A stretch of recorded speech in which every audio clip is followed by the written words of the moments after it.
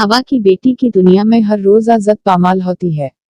इसी तरह तहसील अहमदपुर सियाल के इलाका दरबार हजरत सुल्तान बाहू की नगरी में लड़की की इज्जत को पामाल करने की कोशिश। तफसीलात के मुताबिक दरबार हजरत सुल्तान बाहू की नगरी में बाकर राव नामी शख्स आज सुबह तकरीबन 10 से 11 बजे के दरमियान भुट्टे पर मजदूरी करने वाले गरीब शख्स के घर घुस गया। इसकी बीवी कमरे में अपने बच्चे को सला रही थी। जबरदस्ती कमरे में घुसकर लड़की के साथ ज्यादती करने की कोशिश की।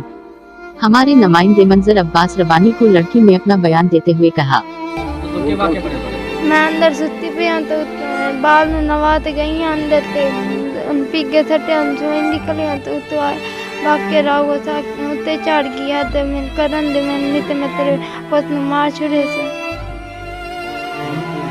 मोड़ में आले और गति में उतुला दे नहीं मत है उतुला है भी मैं करन नहीं तो पत मार छुड़े जबरदस्त। हाँ जी, तेरा नाम के?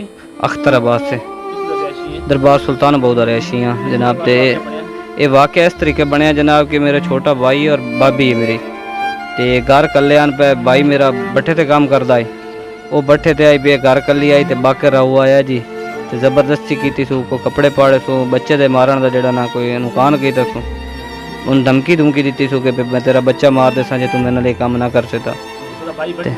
ये भाई मेरा बट्ठे ते गया ते वो आया ते उस बात जड़ा ना यह गल की है कि भी असी थाई रैशी असी थाई बाहर का मौके दरबार से दरबार सुल्तान बहुत है जी ते नहीं होर कोई नहीं है घर जी। असी अपना इंसाफ चाहते हैं जी, साड़ा हक होया जाए क्योंकि